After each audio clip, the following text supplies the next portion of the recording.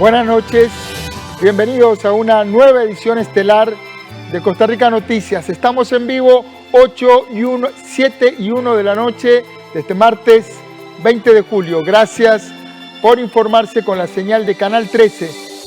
Soy Ernesto Rivera. Los invitamos también a seguir toda la información nacional e internacional a través de nuestras redes sociales de Facebook y Twitter en las direcciones que aparecen ahora en la pantalla. Esta noche tenemos muchísima información para compartir con ustedes, así que vayamos a ver nuestros titulares. Adelante.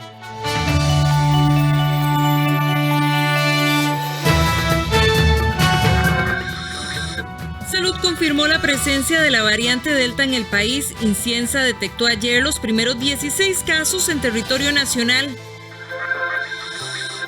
Pese a solicitud de sectores para levantar o flexibilizar la restricción sanitaria, el presidente Alvarado aseguró que la medida continuará porque sigue siendo efectiva y necesaria para contener los contagios del virus. Dos de los imputados por el caso Cochinilla, que llevan su proceso aparte, siguen sin audiencia para la apelación de medidas debido a la falta de jueces. Los diputados no logran ponerse de acuerdo para nombrar los magistrados que se necesitan en la Sala Tercera. Muchos aseguran que se está interponiendo el criterio político sobre el técnico. En Perú, las autoridades están en alerta ante el incremento abismal en la desaparición de mujeres. En este momento se desconoce el rastro de 16 ciudadanas.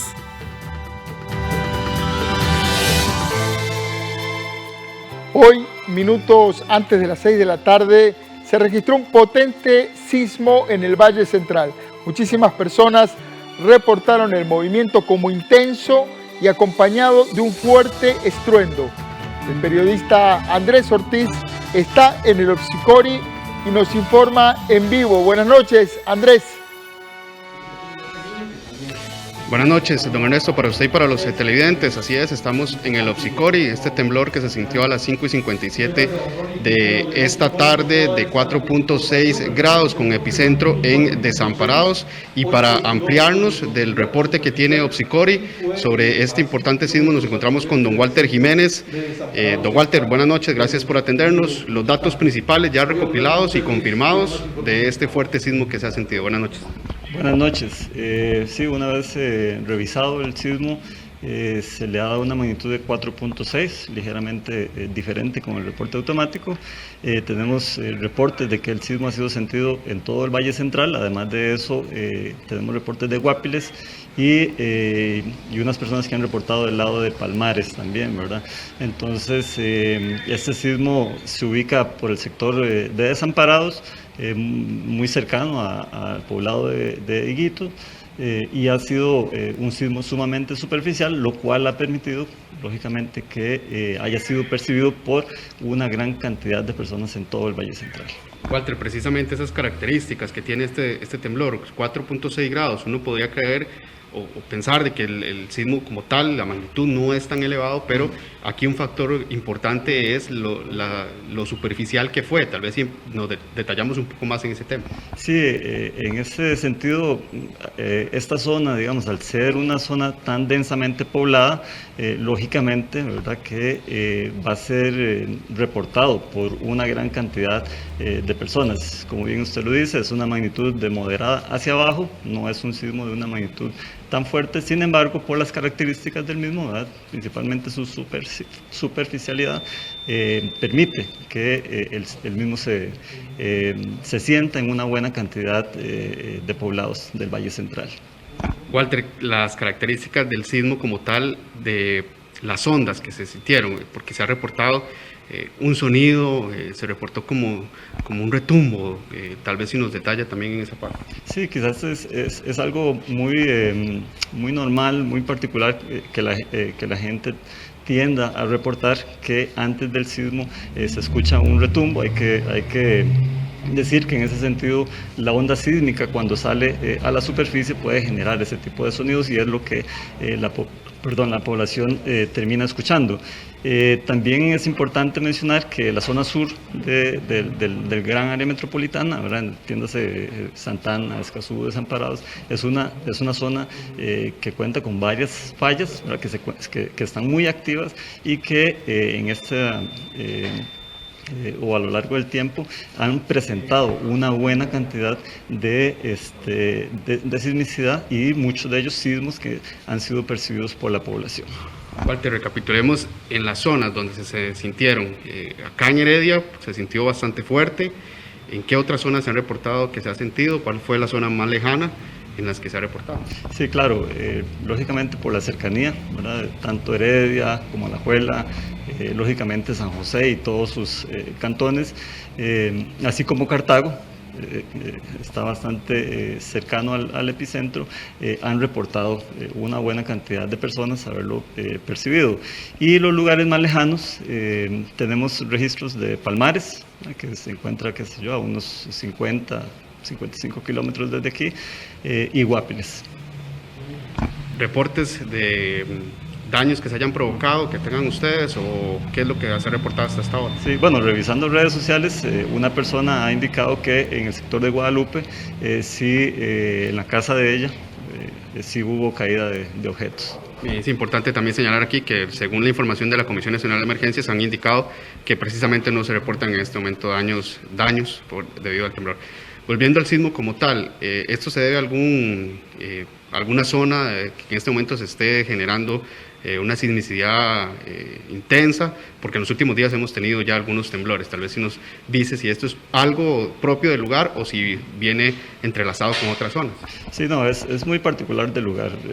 Le reitero que esta zona del país cuenta con una buena cantidad de fallamientos. En términos generales, el centro del país tiene una gran cantidad de fallamientos, muchos de ellos activos, ¿verdad? Algunos de ellos identificados, otros no tan identificados. Hay que tomar en cuenta que este sismo de la tarde-noche de hoy se da en una zona, como decía, densamente poblada, que no permite, por lo menos, mapear la dirección o el lugar exacto donde está el fallamiento, pero bueno, es un sismo con magnitud importante que ha generado, a manera de conclusión, ha generado una buena cantidad de reportes de haber sido sentido, algunos sustos por ahí, pero nada más.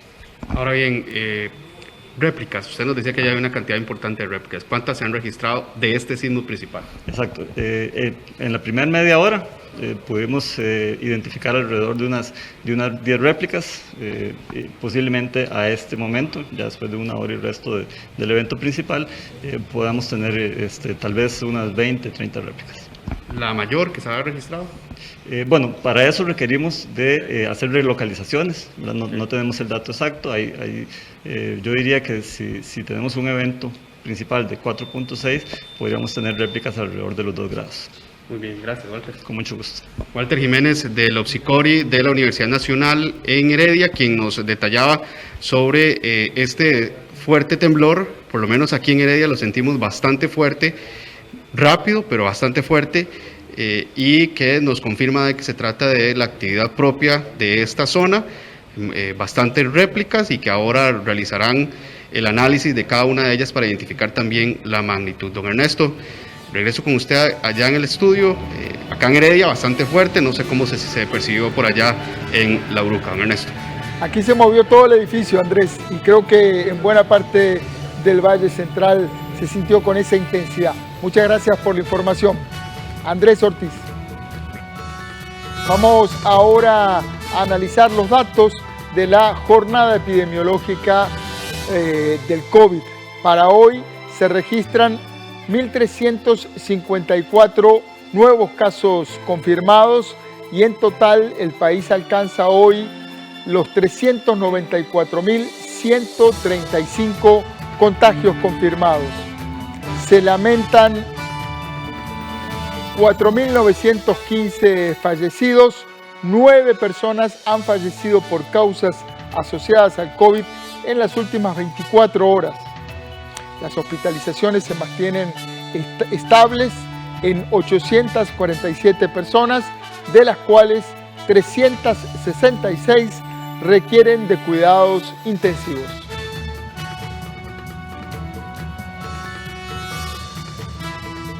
Vamos ahora a nuestra primera pausa y al volver le contamos que los diputados no logran ponerse de acuerdo para nombrar los magistrados o magistradas que se requieren para la Sala Tercera.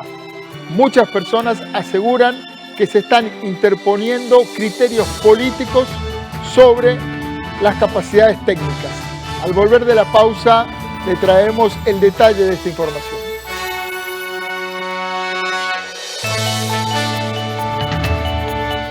Actualice su futuro. Revise el estado de cuenta de su FCL y pensión obligatoria. Si no lo recibe, le recomendamos actualizar sus datos personales con Popular Pensiones. Hágalo ingresando a www.popularpensiones.fi.cr, llamándonos al 2010-0300 o escribiéndonos a popularpensiones@bp.fi.cr. Popular Pensiones. ¿Sabía usted que este 25 de julio se conmemoran los 197 años de la anexión del partido de Nicoya a Costa Rica? Es por esta razón que durante esta semana, en Soluciones del 13, le vamos a estar compartiendo parte de su arte culinario, cultura y los avances que se han dado en esta provincia de Guanacaste. Los esperamos todos los días a la 1 de la tarde acá en Soluciones del 13. La cultura es un pilar fundamental en el desarrollo social y económico de nuestro país. En ella palpita la identidad, de ella brota cada día un verdadero semillero de talentos. Para velar por estos ideales, existe desde 1971 el Ministerio de Cultura y Juventud, institución que fomenta y preserva la pluralidad, la diversidad cultural, el patrimonio y facilita la participación ciudadana. Ministerio de Cultura y Juventud, 50 aniversario. Los niños y niñas siempre deben estar acompañados. Busque ayuda en personas responsables que le den apoyo o contacte instituciones en su comunidad. Ahora que están más en casa, evitar los riesgos es su responsabilidad. PANI y Gobierno de la República. Banco Popular presenta el tipo de cambio. Estamos de regreso y vamos a analizar la cotización de la divisa estadounidense. El precio del dólar para hoy en la compra, 613 colones con 56 centavos. El precio del dólar para hoy en la venta, 621 colones con 92 céntimos. Banco Popular presentó el tipo de cambio. Los nombramientos de los magistrados suplentes para la Sala Tercera, la cual investiga casos de posibles ilícitos en los supremos poderes, siguen sin resolverse en el Congreso. Todo, según algunos diputados, porque se antepone un criterio político sobre el criterio técnico, inclusive ante los señalamientos que se han realizado distintos legisladores. Una de las candidatas, la cual tenía la mejor nota para ser elegida, renunció a su posibilidad de convertirse en magistrada suplente bajo fuertes críticas porque no se la valoró por su trabajo y más bien se la juzgó por su cercanía a un expresidente de la Sala Tercera. El periodista David Roversi nos amplía la información. Así es, gracias, muy buenas noches a todos los que nos siguen a través de Costa Rica Noticias. Como bien usted lo menciona, ha sido bastante complicado el tema de los nombramientos de los magistrados suplentes de la Sala Tercera, este órgano de casación que es el más importante en su rubro acá en Costa Rica. Realmente es un tema político, según aseguran muchos de los diputados en la Asamblea Legislativa.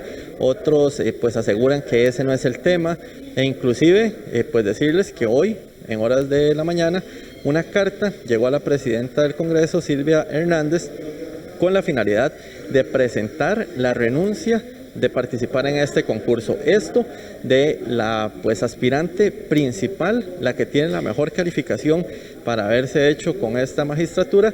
Sin embargo, pues un tema político que ya vamos a ver en la siguiente nota ha llevado a tomar esta decisión a la aspirante, como les decíamos, para ser magistrada de la Sala Tercera, magistrada suplente, y vamos a verlo a continuación para tener más claridad de cuál es la situación que se vive, bastante tensa inclusive acá en el Congreso.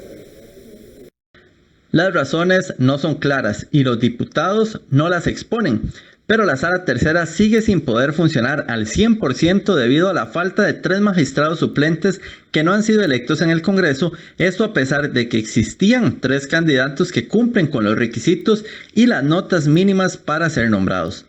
Los postulantes son Edwin Salinas Durán, Blanca Iris Salas Mora y Patricia Vargas González. Esta última es la que tiene la nota más alta para ser electa, un 93. Sin embargo, parece ser que su cercanía con el expresidente de la Sala Tercera, José Manuel Arroyo, quien ahora es garante de la ética del Partido Acción Ciudadana, le pasa una factura política que la llevó a renunciar a sus aspiraciones este mismo martes. Así lo dejó ver en una carta que envió a la presidenta del Congreso, Silvia Hernández.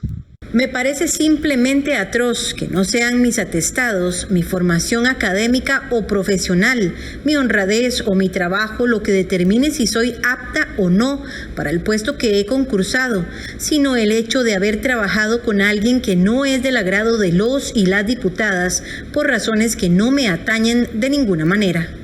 Además, Vargas indicó: así las cosas, una vez alcanzada la certeza de que mantener mi nombre para las próximas designaciones de magistrados y magistradas suplentes de la Sala Tercera, que tienen pendiente de realizar esta Asamblea Legislativa, carece de todo sentido y supone legitimar un trámite que es imperativo corregir. Con todo respeto, le pido ser excluida del concurso que está en marcha.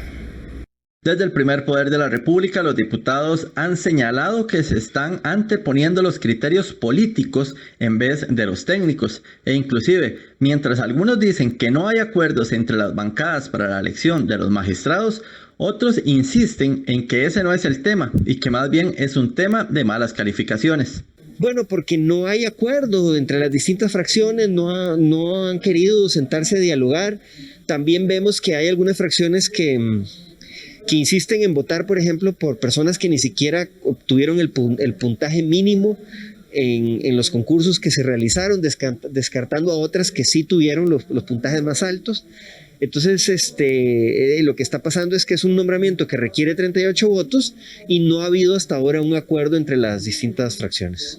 No es que lograr un acuerdo, es que la Corte envió varios nombres de los cuales a la hora de ser analizados tenían bajas calificaciones. Nosotros creamos una metodología en la cual seguimos y de ahí el resultado de estas calificaciones. No es posible que manden participantes con notas que llegaron a los 50, a los 60. Creo que un magistrado no puede tener esas notas. En el caso de la fracción del Partido Acción Ciudadana, aseguran que ellos no ven por qué no se sigue la recomendación de los nombres que la misma comisión de nombramientos postuló. No he conocido ningún argumento que se haya esgrimido de forma pública que permita entender por qué no se está votando por las personas mejor evaluadas por el Ministerio, por el Poder Judicial. En el caso de la fracción del PAC, le puedo decir, hemos votado en el orden de votación en todas las rondas. Es decir, hemos ido votando por las personas de mejor a las mejores evaluadas, ¿verdad? Las personas que ocupan esos primeros lugares en la evaluación. Y creemos que es la forma en que se debe proceder, respetando además el proceso que se llevó en comisión y siguiendo pues esas recomendaciones. Para mí es inexplicable que las personas con mejor evaluación, sin que aquí se haya esgrimido un solo argumento en su contra, simplemente no están recibiendo los votos. Para uno de los miembros de la Comisión de Nombramientos es hasta cuestionable lo que hace este órgano legislativo, ya que al ingresar las sugerencias al plenario siempre se vienen abajo según su criterio.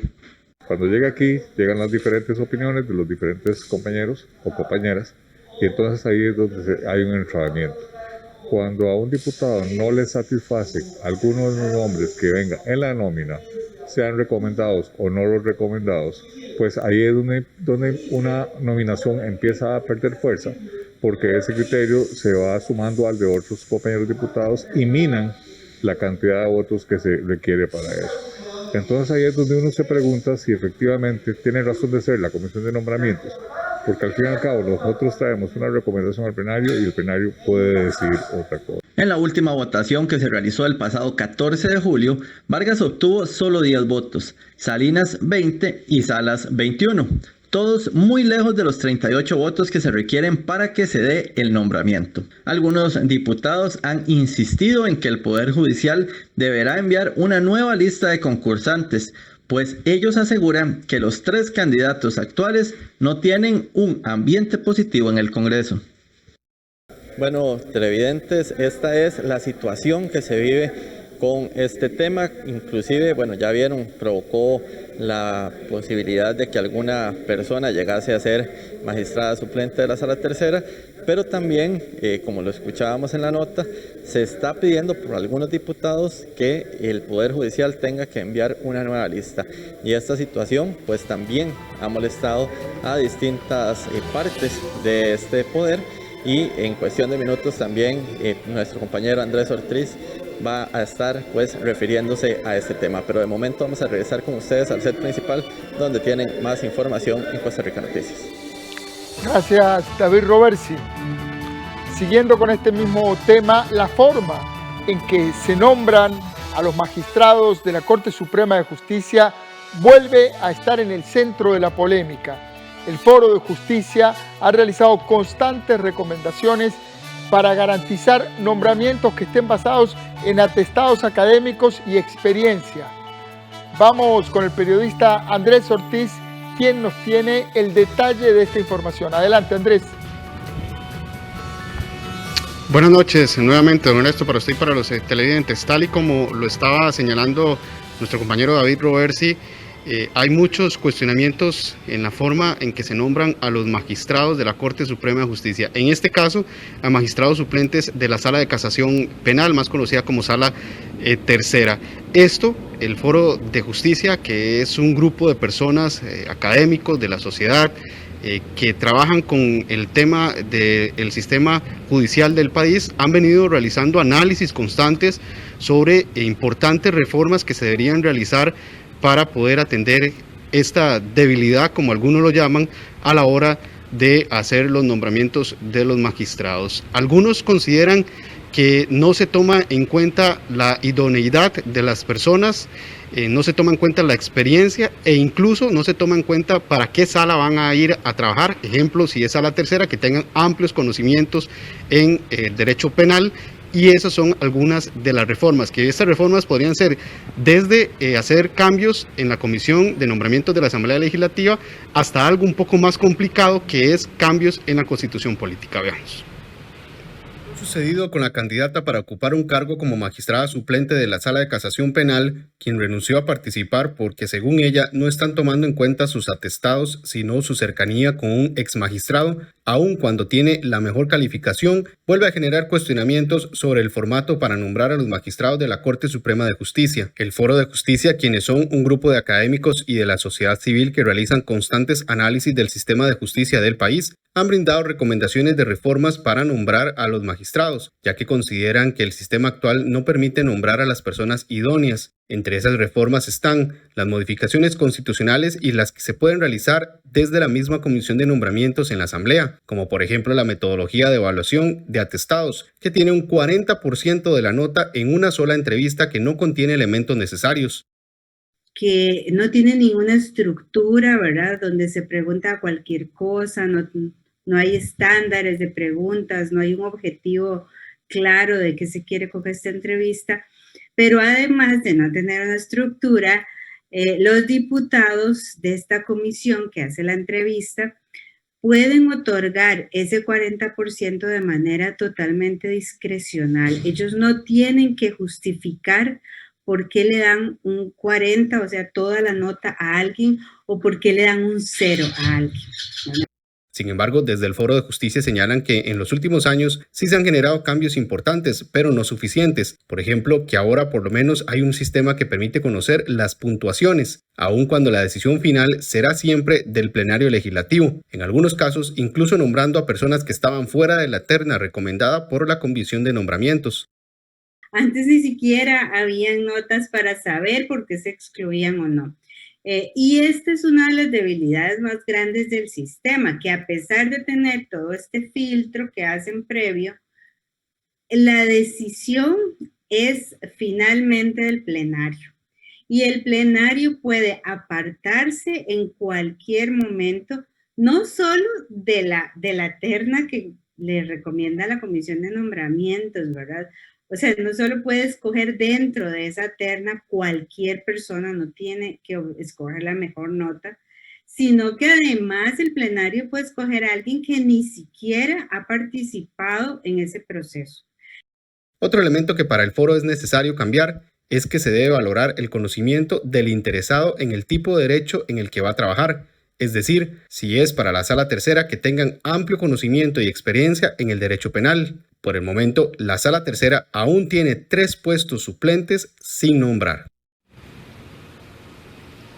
Tal y como lo veíamos en la información, algunos de los elementos importantes que los expertos señalan que se requiere de un cambio, de una reforma, por ejemplo, es que la Asamblea son quienes al final deciden, el plenario por completo. La Comisión de Nombramientos puede hacer sus recomendaciones, enviar una terna, pero el plenario puede incluso meter dentro del concurso a personas que incluso no hayan pasado el filtro de la comisión. Y el otro elemento es que esas personas, y que no se valora en este momento con el sistema actual, es que esas personas que están interesadas en formar parte de una sala de la Corte Suprema de Justicia, tanto como propietarios como suplentes, que tengan conocimiento en ese derecho, en derecho penal, en derecho constitucional, en derecho laboral, en derecho civil, y ese filtro en este momento, tal y como se encuentra el sistema, no se hace. Bueno, esta es la información que tenemos y estaremos muy al tanto de este tema, que es bastante importante y que por lo menos en la Sala Tercera todavía quedan 3 vacantes para magistrados suplentes. Muchas gracias, Andrés Ortiz. 2 de los 30 primeros imputados en el caso Cochinilla aún esperan por la audiencia de apelación de medidas cautelares. La semana pasada debía comenzar esta audiencia, pero por falta de jueces no se pudo realizar. Los 2 imputados del caso Cochinilla, que aún este martes 20 de julio no saben cuándo se realizará la audiencia de apelación de medidas cautelares, son el ingeniero y topógrafo de geología y minas de apellidos Ureña Villalobos y el gerente de Alzo Frutales de apellidos Abarca Quesada. Para ellos aún no se ha señalado fecha de la audiencia, luego de que la semana pasada se suspendió por falta de jueces en el Tribunal Penal de Hacienda. En este momento no existe señalamiento para conocer esa apelación, habrá que esperar a ver cuándo será posible, pero en la causa principal, por denominarlo de alguna manera, hay varias cuestiones ya señaladas y pendientes. Entonces yo entendería que hasta que no se concluya con esa etapa, posiblemente no vamos a conocer de este otro recurso de apelación. De acuerdo con el abogado, hay elementos de las apelaciones que deben ser resueltas, y el hecho de separar a 2 imputados de una misma causa en otra audiencia significan errores de procedimientos. Pero hay todavía otras gestiones pendientes de resolver y técnicamente eso debería conocerse por un mismo órgano jurisdiccional, justamente para no generar resoluciones contrarias entre sí o incompatibles la una con la otra. Desde esa perspectiva, yo ya lo he apuntado, lo he hablado con el Ministerio Público, que me parece que es momento oportuno de que estas causas se unifiquen y se tramiten conjuntamente, como en mi criterio debe haber sido desde un principio. Eduardo Acuña, abogado penalista y ex juez, explicó que la apelación para estos 2 imputados debe ser conocida por separado, ya que no podían verse con los otros 28 imputados, debido a que las resoluciones son distintas, aun cuando se trata de una misma causa.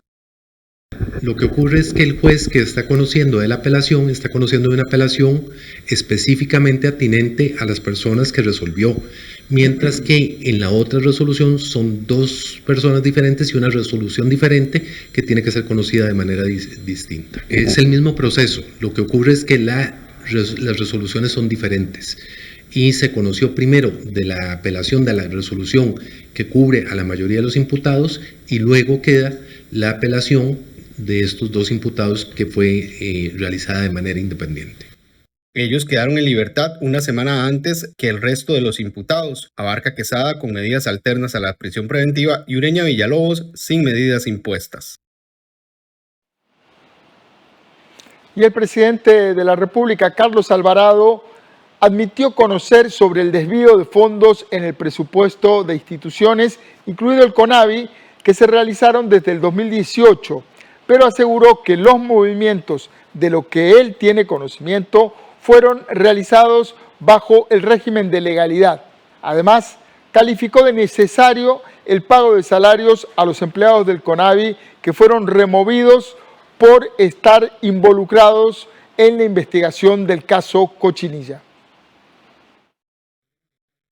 El presidente de la República, Carlos Alvarado, comentó esta mañana que los movimientos presupuestarios realizados desde el 2018 en las instituciones del Estado, incluyendo el Consejo Nacional de Vialidad, respondieron a la reforma fiscal que permitió recuperar dineros para obra pública. Alvarado aseguró que en todo momento se trataron de acciones legales en las que fue necesario recortar para luego volver a reasignar partidas que permitieron construir obra pública.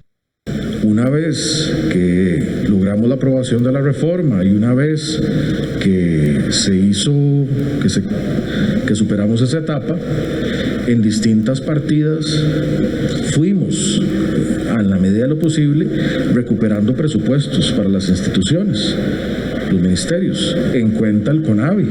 ¿Para qué? Para construir. Y ese es el esfuerzo que yo puedo dar cuenta de lo que se ha hecho. Tras ventilado el caso conocido como Cochinilla, salió a la luz pública el movimiento de recursos por parte del exgerente financiero de CONAVI, Carlos Solís, para tratar de ocultar un faltante de 42.000 millones de colones generado por el pago anticipado a empresas vinculadas con obras públicas, eso sí, con dineros de partidas designadas para otros fines. Al mandatario también se le consultó su opinión sobre el pago de salarios a empleados separados de sus cargos en el CONAVI, tras ser investigados por presuntamente ser parte de la red de corrupción en obra pública. Para ellos, el Tribunal de Hacienda dictó la separación de sus puestos y es el mismo Consejo el que debe de decidir que la medida es con goce o sin goce de salario. Los salarios, pues es la jurisprudencia que hay. Yo sé que eso genera, y a mí también, incomodidad y molestia.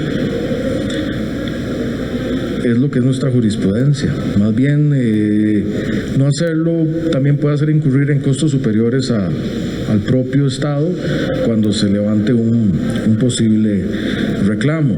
Respecto a la suspensión con goce o sin goce de salario de los empleados en instituciones del Estado, el fiscal adjunto Glenn Calvo aclaró que la misma Sala Constitucional ha establecido la debida definición de los roles.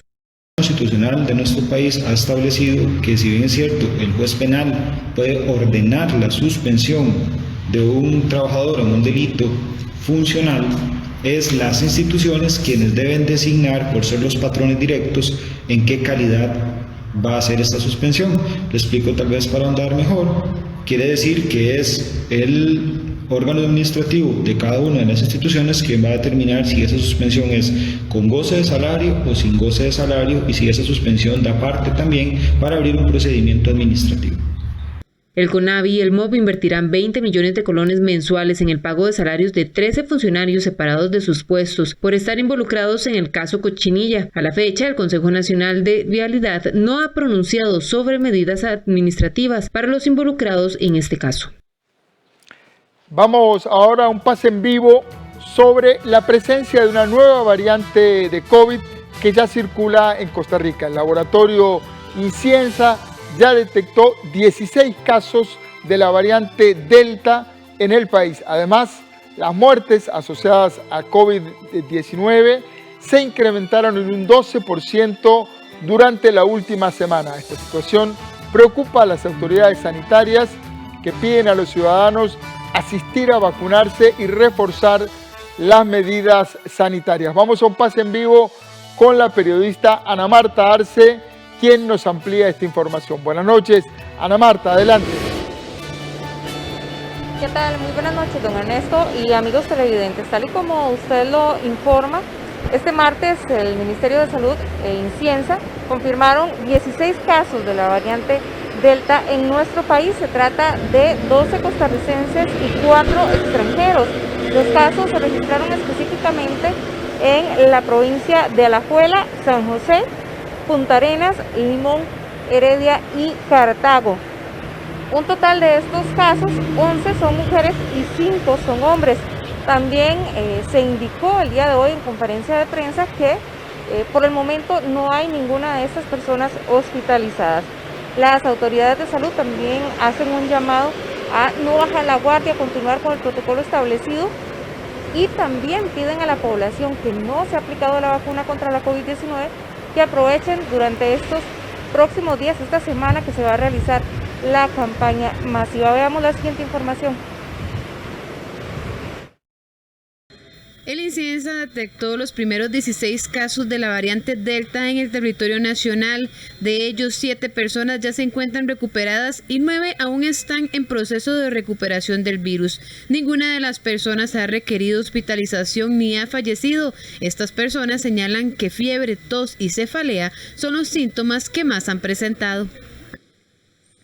De estos 16 casos, que como ya indicaba, 12 son costarricenses y 4 son extranjeros, un total de 11 casos corresponden a mujeres con edades entre 16 y 64 años. 5 son hombres con edades entre 21 y 34.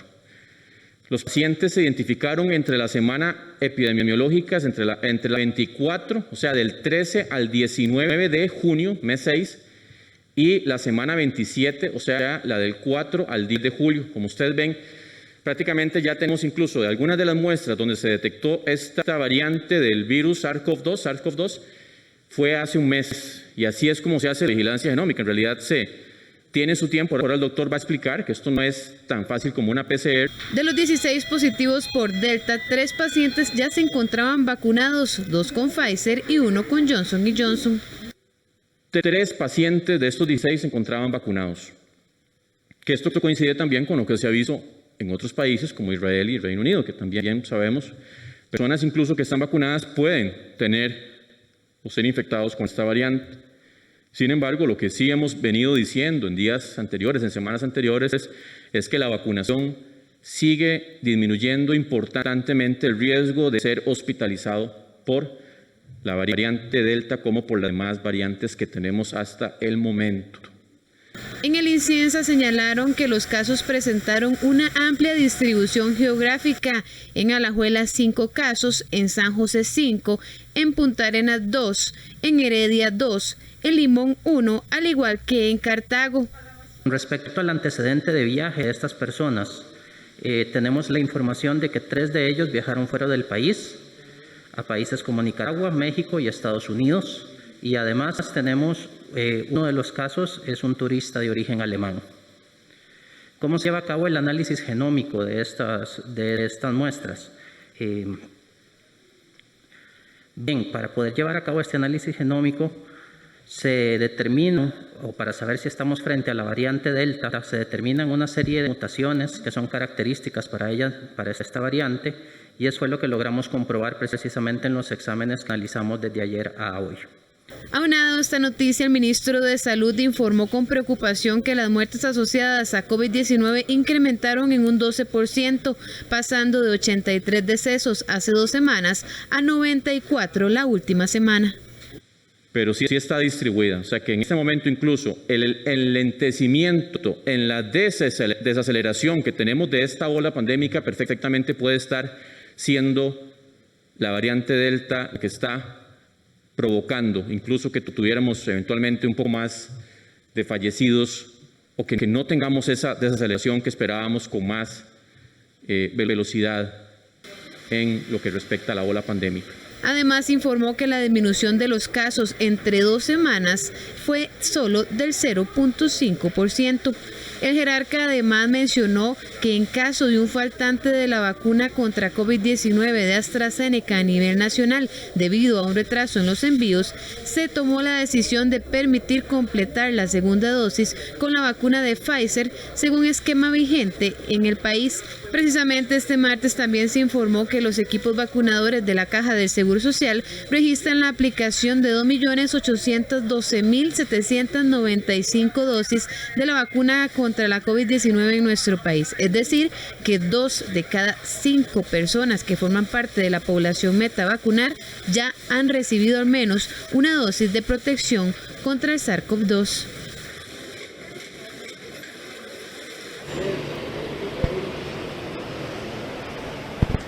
Pese al insistente llamado que han hecho diferentes sectores e incluso la Defensoría de los Habitantes para que se elimine la restricción vehicular o bien se modifique para poder reactivar la economía del país, de aquellos sectores específicamente como el turismo que se han visto bastante impactados económicamente, el presidente de la República afirmó este martes que se va a mantener, sobre todo en estos momentos donde, según lo afirmó el mandatario, hay que actuar con mucha cautela, con mucha precaución, e incentivó más bien a no bajar la guardia. Veamos la siguiente información.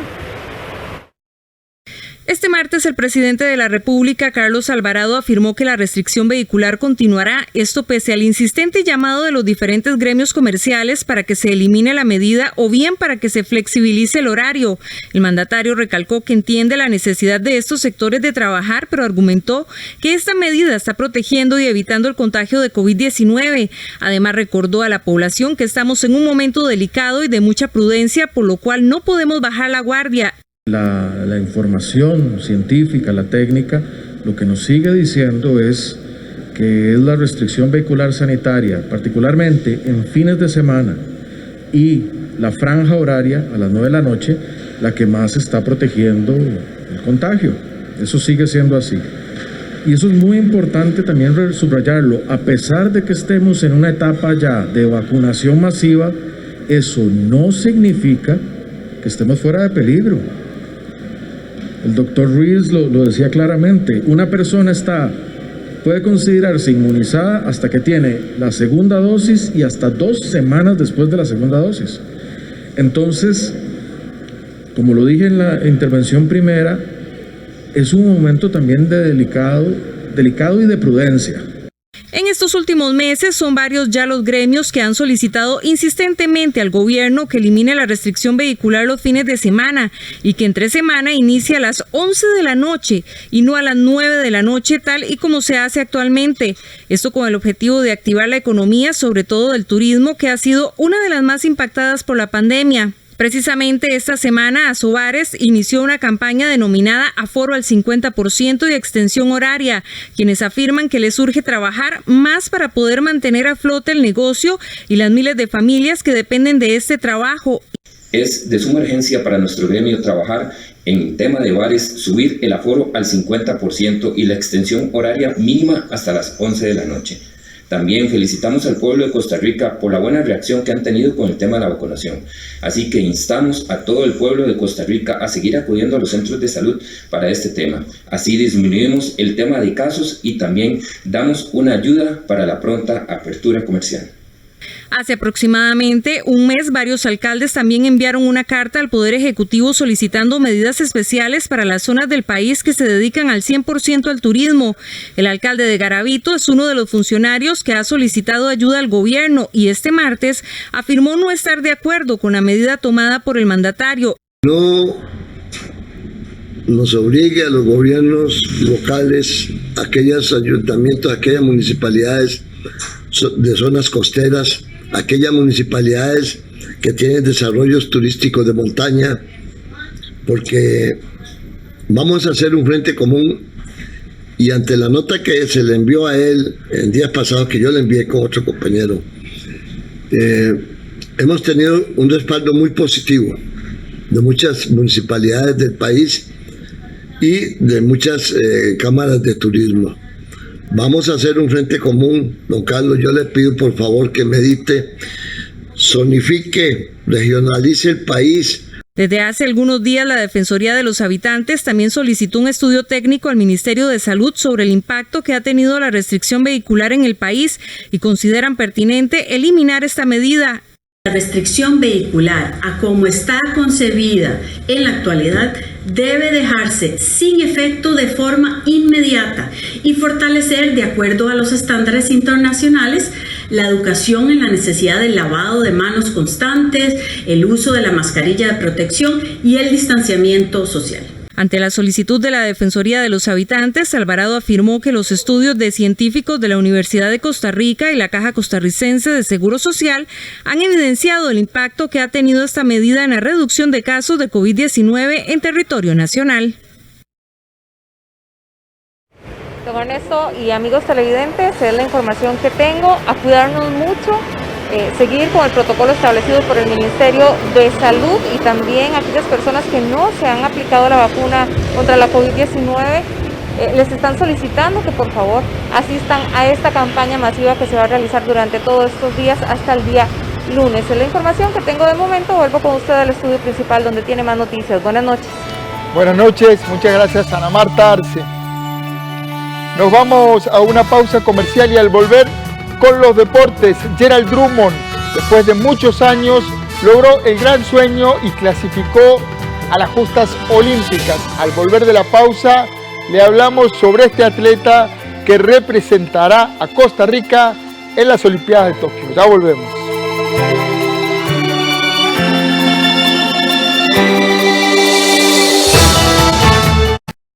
Es urgente que ahorremos agua. Mientras nos enjabonamos las manos y lavamos los platos, cerremos la llave y al abrirla reduzcamos la presión del agua. Revisemos que no existan fugas en el servicio sanitario. Reguemos las plantas de noche y con un recipiente pequeño. Al lavar, aprovechemos el agua con una tanda completa de ropa.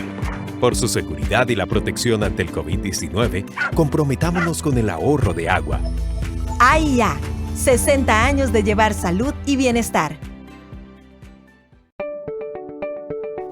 Vamos, le invito a disfrutar de Buena Vida, el programa para la persona adulta mayor que mejorará su calidad de vida por medio del entretenimiento y la recreación. Buena Vida. De lunes a viernes a las 2:30 de la tarde.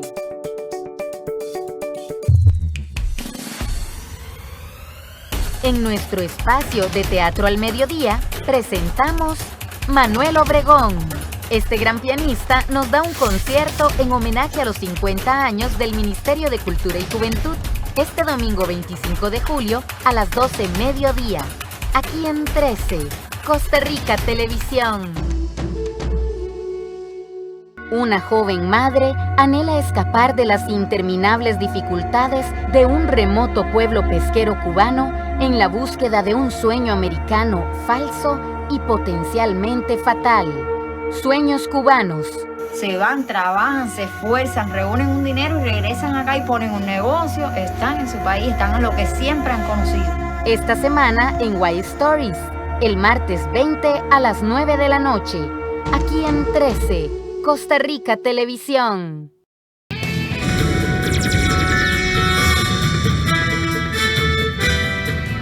Hola, ¿qué tal? Muy buenas noches. Les saluda Andrea Salazar. Arrancamos con los deportes y bueno, como lo vemos ahí ya en pantalla, acá a mi espalda, faltan solamente 3 días para los Juegos Olímpicos de Tokio 2020 y por supuesto que por eso vamos a tener muchísima información acerca de lo que está sucediendo por allá con los costarricenses. Precisamente desde hoy vamos a conocer un poco más de esos atletas que estarán portando los colores de Costa Rica en los Juegos Olímpicos. Iniciamos con la disciplina del atletismo. Hablamos de Gerald Drummond, quien después de muchos años logró el gran sueño y clasificó a las justas olímpicas. Si hay una palabra para definir al atleta Gerald Drummond es perseverancia. Prueba de ello son los 17 años que tiene soñando con estar en unos Juegos Olímpicos. Solo tenía 9 años cuando decidió que quería estar en una cita de esa dimensión. El camino ha sido complicado, pero al fin, con 26 años, logró la meta y será el representante tico en los 400 metros con vallas en la pista japonesa. Aunque en esta disciplina algunos logran la clasificación con menos edad, como uno de los competidores más fuertes para esta edición en los 400 metros vallas, Alisson dos Santos de Brasil, que tiene solo 21 años. Drummond, con mucha paciencia y sacrificio, llega a sus primeras justas con la ventaja de que tiene mayor madurez deportiva. Drummond primero se adueñó de los Juegos Nacionales, también Tiene varios récords nacionales y ha competido en centroamericanos, iberoamericanos, panamericanos, campeonatos NACAC, mundiales juveniles, Juegos Olímpicos de la Juventud, mundiales universitarios, panamericanos, entre otros. Aunque es hijo del exjugador del Deportivo Saprissa y el herediano Gerald Drummond, se ha forjado su camino sin ningún beneficio, solamente con la ayuda de su madre y guiado por el entrenador Emanuel Chanto, uno de los más exitosos del país y quien también entrena a Neri Brenes. Creo que ha valido todo, es el sueño más grande que he tenido en mi vida. Faltas de apoyo, lesiones, muchos sacrificios. Yo lo intenté para el Río 2016 y lamentablemente estuve lejos, ni siquiera estuve cerca, y aún así no me rendí, seguí luchando y dije que iba a ir a Tokio, y hoy, 5 años después, a pesar de que tuvimos una pandemia y hizo las cosas más difíciles, logré cumplir el objetivo.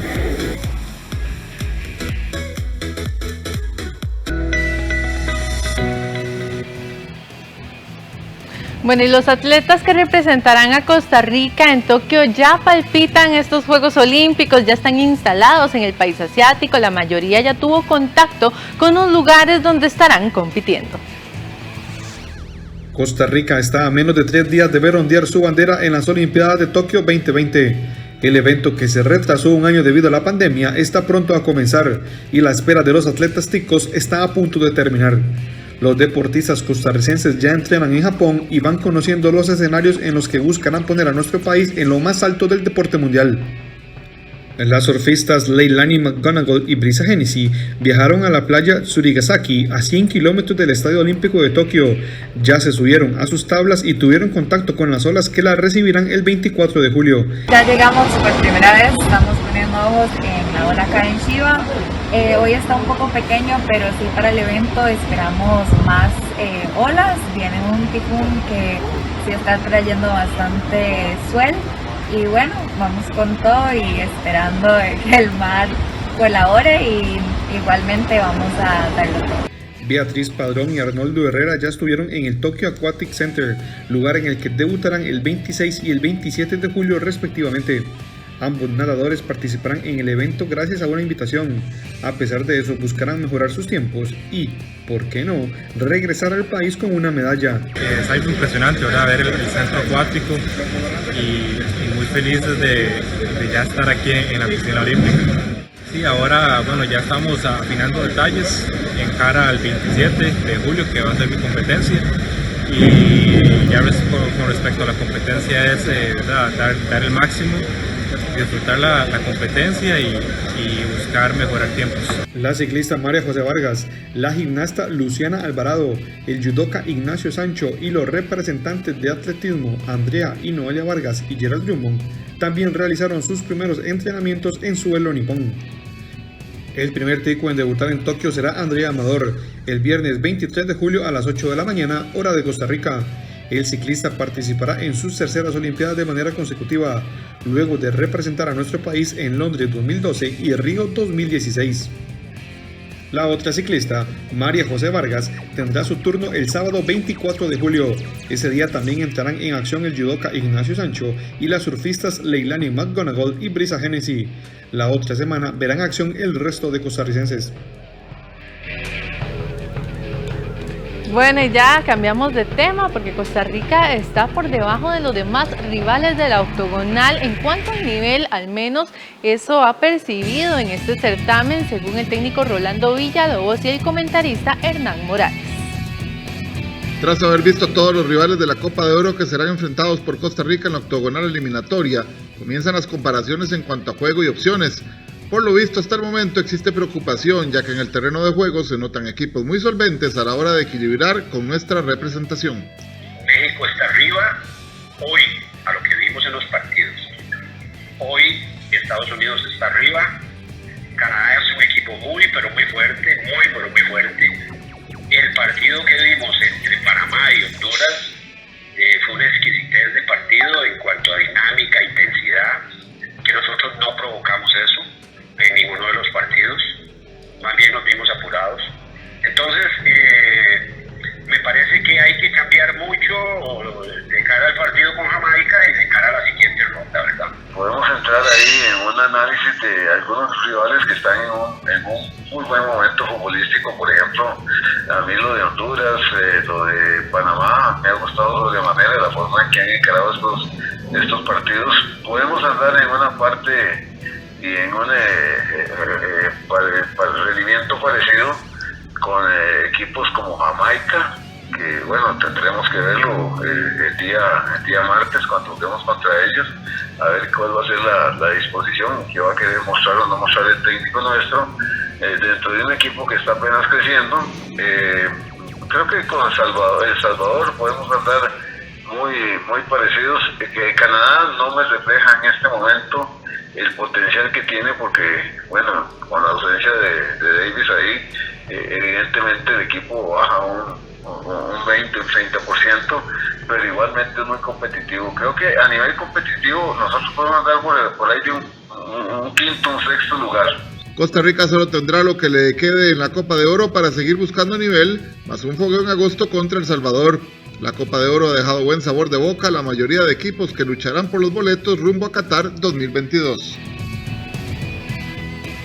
Bueno, precisamente, don Ernesto y amigos televidentes, en este momento está jugando Costa Rica ante la selección de Jamaica. ¿Se hizo eterno ese partido? Sí, en ese momento ya llevan 44 minutos, ya está por terminar ese primer tiempo, 0-0 era a las 5 de la tarde que debía iniciar, pero bueno, la lluvia ha retrasado por completo. Se derrumbó el cielo. Así es, vamos a ver cómo le va a Costa Rica, porque recordemos que Jamaica es uno de sus rivales a vencer ahora para la eliminatoria a Qatar. A cruzar los dedos y a estar muy atentos. Así es. Andrea Salazar con los deportes. Buenas noches. Gracias. Cambiamos de tema y nos vamos ahora a una pausa y volvemos con toda la actualidad internacional. En Perú, las autoridades están en alerta ante el incremento abismal en la desaparición de mujeres. En este momento se desconoce el rastro de 16 ciudadanas peruanas.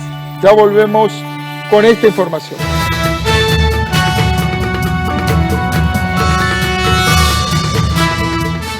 Los niños y niñas desean explorar el mundo y en la casa puede ser peligroso. Evite quemaduras, que permanezcan en la cocina y recojan los cables eléctricos. Ahora que están más en casa, evitar los riesgos es su responsabilidad. PANI y Gobierno de la República.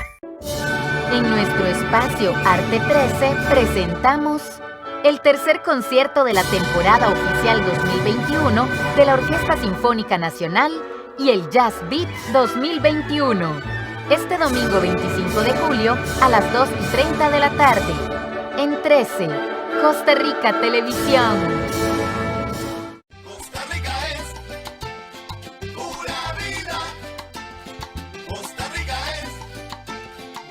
La importancia del deporte en la salud integral es lo que tenemos para usted este miércoles en Café Nacional.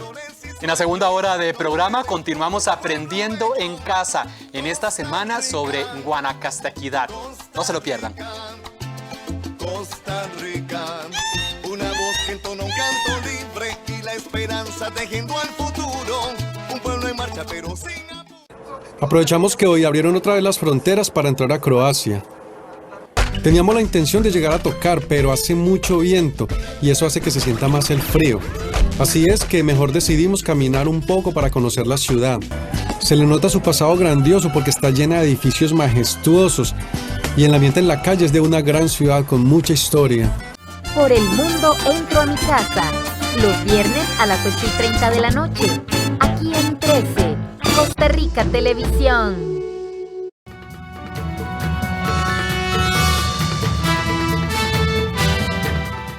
5 casos al día antes de la pandemia, 8 durante la cuarentena del 2020 y ahora 16 es la cantidad de desapariciones de mujeres que se registran en Perú. Un silencioso pero alarmante aumento en la desaparición de mujeres en Perú. Stephanie Díaz y sus hijas Tatiana y Yamile desaparecieron hace 5 años en Perú. Lo último que su familia supo de ellas es que iban a una fiesta infantil. Mi hija desapareció en una circunstancia muy extraña. Ella desaparece el 24 de abril de 2016. ella desaparece asistiendo a una matiné. Justo una vecinita la había invitado a su matiné de su hijito. Y Stephanie sale junto con las dos bebés, con Tatiana y Yamile. En ese año Tatiana tenía 5 años y Yamile tenía 7 meses. El caso de Stephanie no es el único. Antes de la pandemia se registraban en promedio 5 desapariciones de mujeres al día en Perú. Pero esta cifra viene aumentando de forma alarmante. En 2020, durante la cuarentena, subió a 8 y actualmente son unas 16 desapariciones diarias, según la Defensoría del Pueblo. Casi 2/3 son menores de edad. Hay como organizaciones que están detrás de esto. Y ese es un tema que a la Defensoría preocupa, porque tiene que haber una concatenación de qué pasa con las mujeres desaparecidas, cuáles son las redes de trata que hay detrás de ellas, porque aún cerrándose las fronteras, el fenómeno se ha seguido dando. Las familias afectadas denuncian que la policía y la fiscalía no se molestan mucho en investigar estos casos, porque presumen que las víctimas se marcharon voluntariamente, sin considerar que Perú tiene altas cifras de feminicidios y que existen redes de trata de personas y prostitución forzada. No hay una sanción drástica, no hay una cadena perpetua, ¿no? Para una mujer asesinada. Tú desapareces, al quincena, al mes o a los 3 meses te encuentran enterrada, descuartizada, quemada. Norma Rivera también busca a su hija desde hace más de 4 años. Shirley desapareció tras acudir con 3 compañeros de la carrera de geografía a un local a ver un partido de fútbol entre las selecciones de Perú y Venezuela. Días después, sus compañeros dijeron a la policía que tras el partido fueron a una playa, bebieron alcohol y que Shirley entró a bañarse al mar y se ahogó. No hay cadáver ni otra evidencia que respalde tal versión, por lo que su madre sigue buscando. Yo vivo con ese dolor y con esa impotencia de no haber encontrado justicia, de no encontrar justicia, de no saber qué pasó con mi hija hasta el día de hoy. Pero yo sigo, como digo siempre, ¿no? Mientras Dios me dé vida, yo voy a seguir buscando justicia, buscando la verdad, luchando para saber qué pasó con Shirley. Según la Defensoría del Pueblo, en 2019 una 10ª parte de los 166 feminicidios fueron catalogados al comienzo como desapariciones. Así, a las 8:03 de la noche, llegamos al final de esta edición estelar de Costa Rica Noticias. Gracias por informarse con la señal de Canal 13. Buscamos darle actualidad y también contexto. En unos minutos voy a conversar con el chef turco Mehmet Onuralp. Vamos a hablar sobre la historia de las especias y las hierbas. La historia de las especias se remonta varios siglos antes de Cristo y es fascinante. No se vaya, que ya volvemos con esta entrevista de fondo.